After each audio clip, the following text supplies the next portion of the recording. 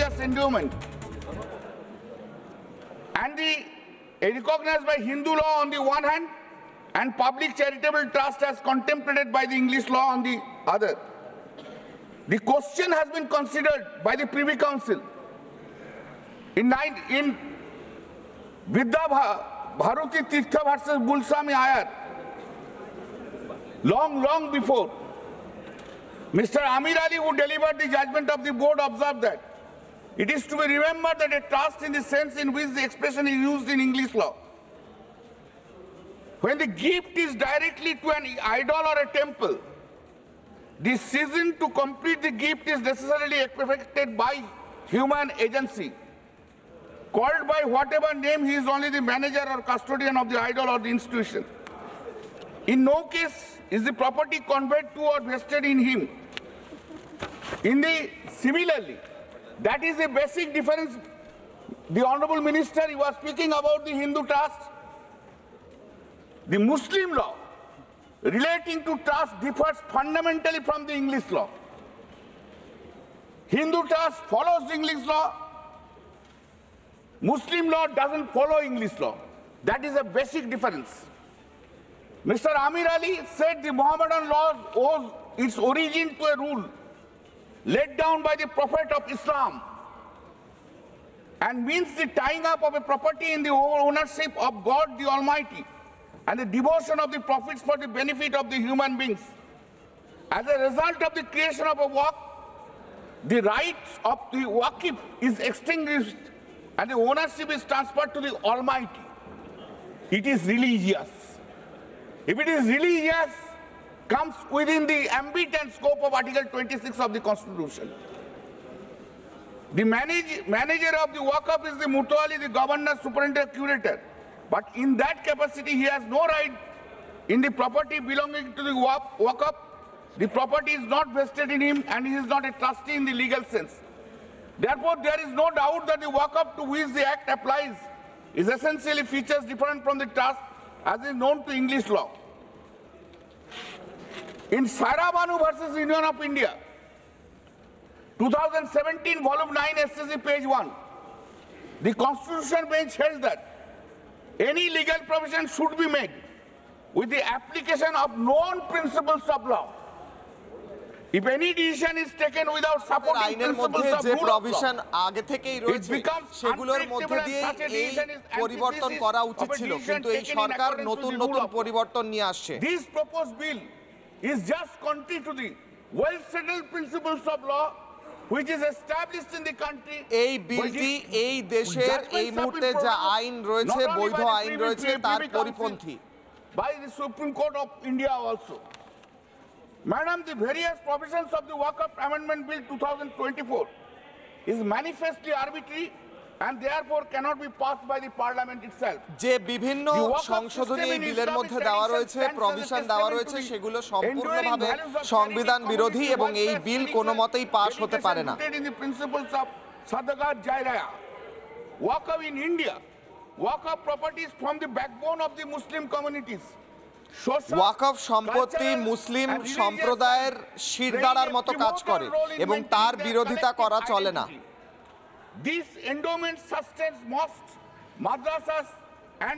ওয়াকফ থেকে হওয়া আয় থেকে মসজিদ, মাদ্রাসা, বিভিন্ন মুসলিম ধর্মীয় সংগঠনগুলো চলে।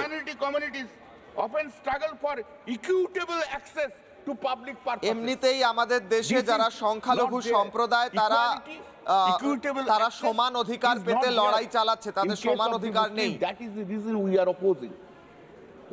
এবং এই বিল এলে তাতে আরো বাধা সৃষ্টি হবে, তাই জন্য আমরা এই বিলের বিরোধিতা করছি।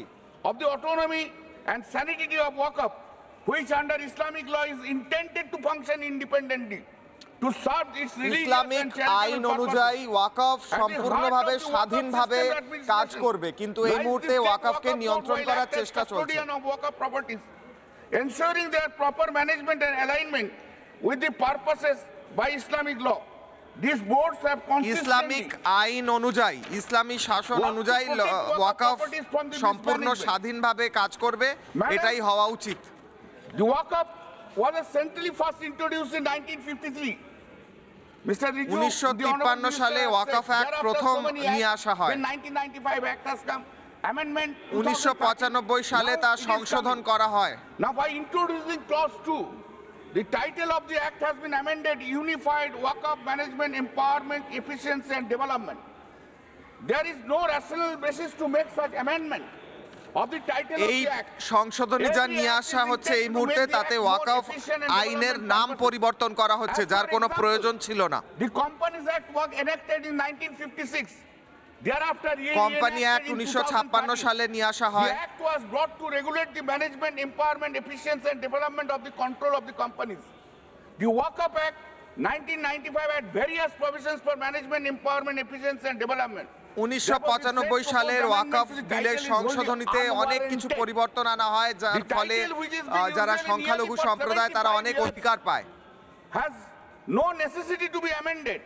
30 বছর বাদে আবার এই পরিবর্তন করা সংশোধন করার কোনো প্রয়োজনই ছিল না। The proposed amendment to the Waqf Act, which includes a tacit attempt to alter or dilute the historical and religious significance of the term Waqf, is deeply এই ওয়াকফ শব্দের ঐতিহাসিক এবং ধার্মিক যে মাহাত্ম্য সেটা ধ্বংস করে দেওয়ার চেষ্টা চলছে। Administrative level is a sacred concept deeply rooted in Islamic tradition and jurisprudence.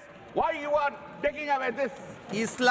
ইসলামী সংস্কৃতি এবং ধর্মের মধ্যে গভীরভাবে শিকড় রয়েছে ওয়াকফের, তা পরিবর্তন করার চেষ্টা হচ্ছে। The historical development of Waqf legislation in India from the Bengal Waqf Act 1934. 1934 সালে বেঙ্গল ওয়াকফ অ্যাক্ট থেকে শুরু হয়েছিল এবং তারপর লম্বা ইতিহাস রয়েছে এই ভারতবর্ষে ওয়াকফ আইনের। এবং 1995 পর্যন্ত যাই পরিবর্তন করা হয়েছে ওয়াকফ শব্দটার অর্থে কোনো পরিবর্তন করা হয়নি এবং এই মুহূর্তে সেটা পরিবর্তন করার চেষ্টা চলছে। ইসলামিক আইন অনুযায়ী যা নিয়ম সেই নিয়ম পরিবর্তন করার চেষ্টা চলছে। Insertion of clause 2A tantamount to nullify and all earlier judgments.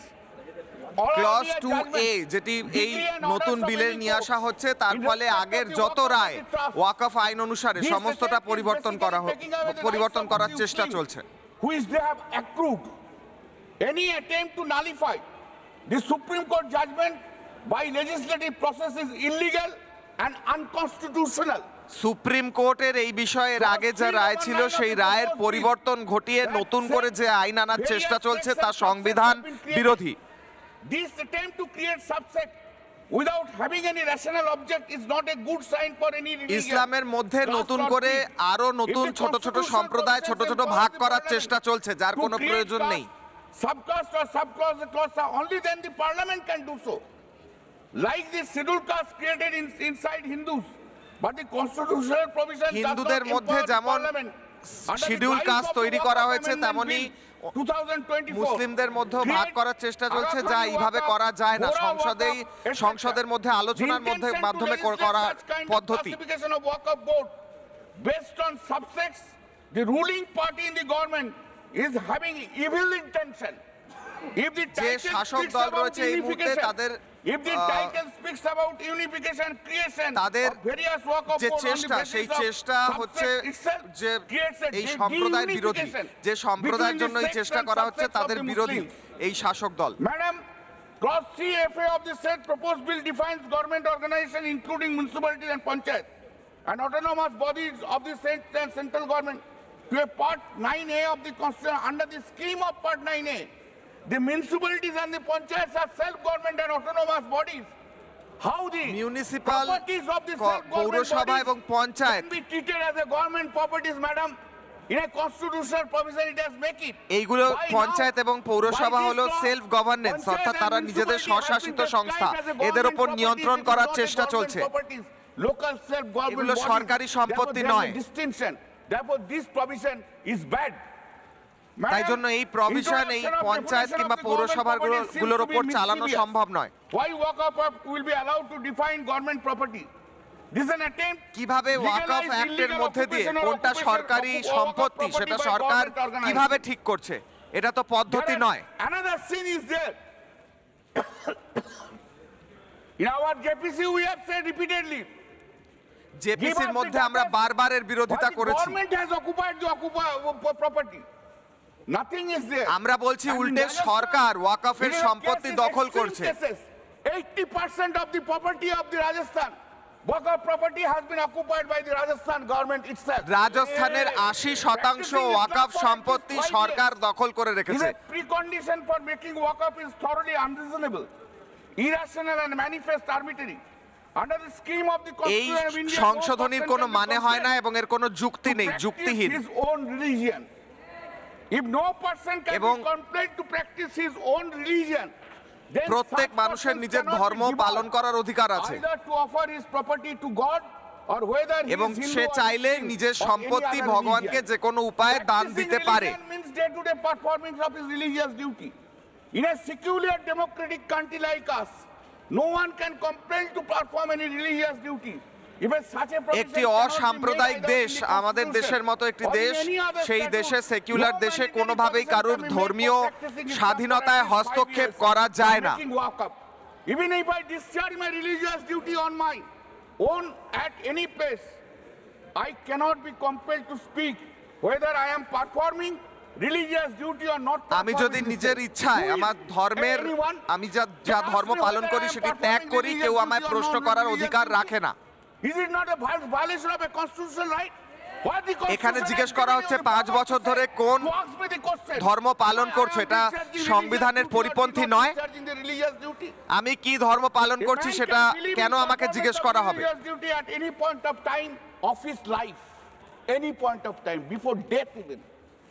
একজন মানুষের জীবনে সে কখন কি ধর্মীয় ডিউটি পালন করবে সেটি তার দায়িত্ব, তার স্বাধীনতা। Like Puri Jagannath temple or Kashi Vishwanath temple, Hindu মন্দির যেমন পুরী জগন্নাথ মন্দির, কাশী মন্দির, Hindu for at least 5 years and then only can donate. সেখানে এমন কোনো নিয়ম নেই যে 5 বছর ধরে যে হিন্দু সেই একমাত্র সেই ট্রাস্ট সেই বোর্ডের সদস্য হতে পারবে, কিন্তু এই বিলে এরকম প্রভিশন কেন দেওয়া হচ্ছে? How my choice can be controlled? I can donate করে আমার নিজের ইচ্ছা সেটাকে সরকার নিয়ন্ত্রণ করতে পারে। হিন্দু মন্দির আমি আমার স্বাধীনতা রয়েছে, আমি একটি হিন্দু মন্দিরে দান করব না মসজিদে দান করব, আমি সব জায়গায় নিজের সম্পত্তি দান করি, সেটা কি করে সরকার নিয়ন্ত্রণ করতে পারে? By reason of insertion of this clause, no other person of a religion can make over any property. এই যে ক্লজ দেওয়া হচ্ছে এই বিলের মধ্যে, যেখানে অন্য কোন ধর্মের মানুষ এতে অংশ নিতে পারবে না, তাই এই সংবিধানের পরিপন্থী। Under clause 3 Roman 9b existing clause 3R1 has been omitted. That means Waqf by user is being taken away. Waqf by user is a long standing practice of Muslims. In our country, Waqf by user is a very common practice and decades after decades, rather time immemorial. Waqf by user is a practice.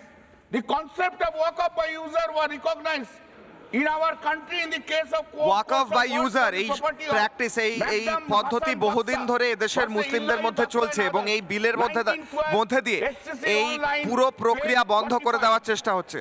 Madam, the Honorable Apex Court in the matter of Sayyid Muhammad Salih Labbai, dead by Elar and others versus Muhammad Hanifa versus Elar and others 1976, 4 SCC 780. In paragraph 34, 36 and paragraph 39, categorically accepted this Waqf by user. The necessity is necessary in case of prayers offered in congregation. A single Muslim Waqf by user এই বিষয়ে বিভিন্ন আদালতের বিভিন্ন রায় রয়েছে এবং এটিকে কোনো মতেই সরিয়ে দেওয়া যায় না। Jamnat are offered only behind an imam who leads the prayers. And Islam is an extremely modern and liberal religion.